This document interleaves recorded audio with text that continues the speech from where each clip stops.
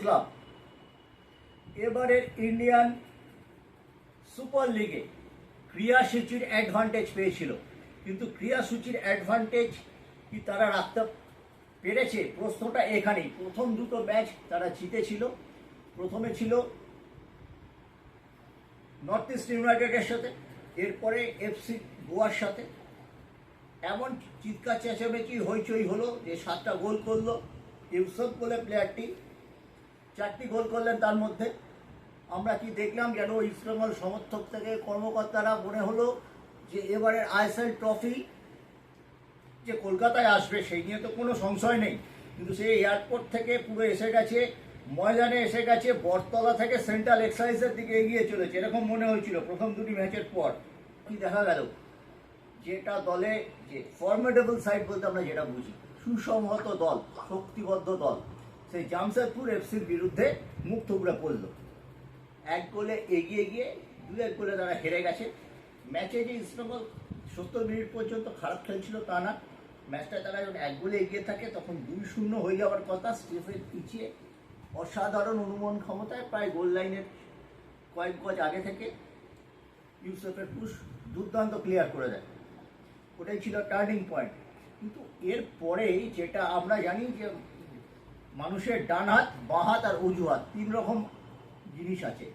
সেই অজুহাত দিলেন কোচ অস্কার ব্রুজো এবং সেই অজুহাতকে মান্যতা দিলেন দেবব্রত সরকার। এই মুহূর্তে রমজান মাস চলছে, এই রমজান মাসটা যেরকম এই যে ইসলাম ধর্মের নিয়ম অনুযায়ী 11 মাসে তাদের বছর, 12 মাসে বছর নয়, ইংরেজি ক্যালেন্ডার বা বাংলা ক্যালেন্ডারের মতো বছর নয়। সেই জন্য এই রমজানটা কিভাবে পরে জানেন, কোনোদিন দশমীর পরে পরে ঈদ হয়, দুর্গাপুজোর মাসের সঙ্গে রমজান মাস পড়ে, কখনো কালী পুজোর মাসের সঙ্গে পড়ে, কখনো পয়লা বৈশাখের সঙ্গে পড়ে। এবার যেরকম দোলের সঙ্গে পড়ছি, আগামীকাল দোল, এখন রমজান মাসের 12তম দিন, আগামী বছর হয়তো সরস্বতী পুজোর সময় পড়বে। এইভাবে কিন্তু রোটেশন হয়, এই যে ক্রমশ পেছবে। এই যে আজ থেকে 2 বছর পরে এই রমজান মাসটা জানুয়ারি মাসে পড়বে, সেই সময় ক্রিসমাসে যিশু খ্রিস্টের জন্মদিন পালিত হবে বা 1 জানুয়ারি থাকবে একটা ক্রিসমাস হলিডে। কিন্তু ব্যাপারটা হচ্ছে সারা দেশে এখন বিশ্বের লিগ চলছে, এই বিশ্বের লিগে সব জায়গাতেই ইসলাম ধর্মী ফুটবলাররা আছেন, তারাও কিন্তু এই রোজা করেই খেলছেন। তারা খুব প্রত্যেকটি ফুটবলারই খুব ধর্মপ্রাণ। তারা মনে করেন যে তারা যে ফুটবলার হিসেবে এই জায়গায় এসেছেন এটা হচ্ছে ইসলামের আশীর্বাদ। সেখানে এই যে 4 জন আছেন, আনোয়ার, রাকিব, ইউসুফ সহ, স্বয়ং এই যে এদের যে বলা হচ্ছে যে রোজা করছিল, এরা ফাস্টিংয়ে ছিল, সেই জন্য এরা গতিতে আমরা এটে উঠতে পারিনি, এটা নেহাতি অজুহাত।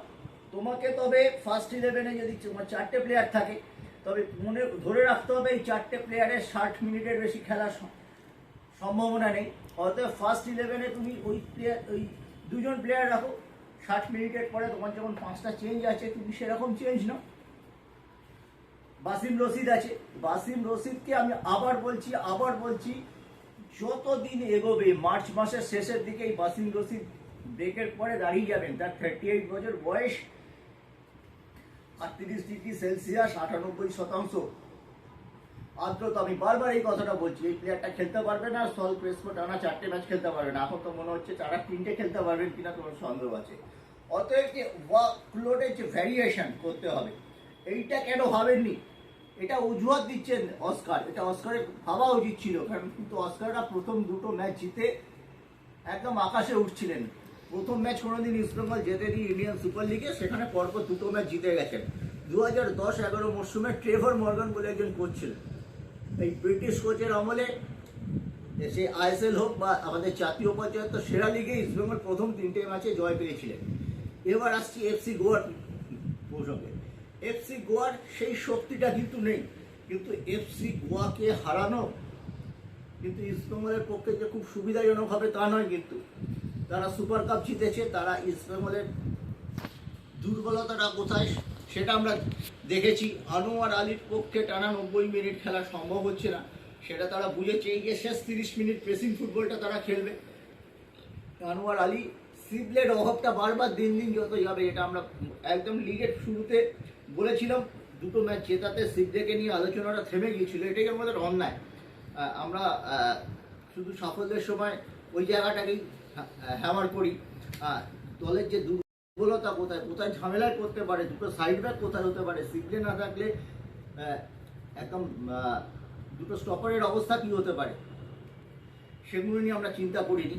এটাও কিন্তু এফসি গোয়া ম্যাচে এটাও ভোগাবে। সল্ট ক্রেসপো হয়তো ফিরে আসবেন, কিন্তু অন্তত সৌভিক চক্রবর্তীকে যেন একটু উপেক্ষা করা হচ্ছে। সৌভিকের বয়স হয়েছে, লাল কার্ড বা হলুদ কার্ড দেখার একটা মানসিকতা আছে, কিন্তু সৌভিকের মধ্যে যে আবেগ প্রণোদিত ফুটবলটা আছে, তিনি যে চার্জ ফুটবলটা খেলেন, সেটাও কিন্তু ইস্টবেঙ্গলের এই মুহূর্তে দরকার আছে, এবং তিনি দলটাকেও চালাতে পারেন। অন্তত তাকে কিছু ম্যাচে প্রথম একাদশে রেখে 60-70 মিনিট খেলানো উচিত।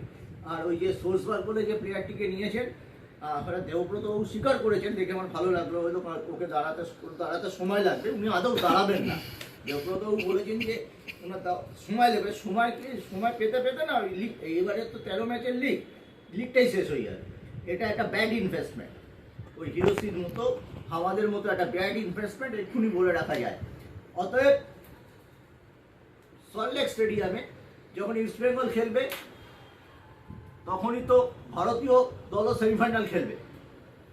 হ্যাঁ, আমাদের দুটো ম্যাচের দিকেই চোখ থাকবে, আমাদের হৃদয়ে নিশ্চয়ই ইস্টবেঙ্গল থাকবে, আমাদের হৃদয়ে দেশও থাকবে, কিন্তু ভারতের যতটা শক্ত কাজ তার চেয়েও বেশি কিন্তু এফসি গোয়ার বিরুদ্ধে ইস্টবেঙ্গলের কাজ। আর এটাই ছিল ইস্টবেঙ্গল টিম সম্পর্কে আপডেট।